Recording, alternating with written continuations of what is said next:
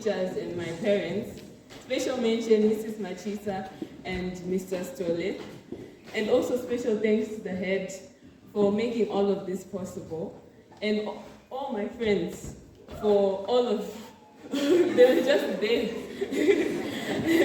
That's all I have to say, thank you. Okay. I have nothing more. I have no secrets. I just tried, and here I am.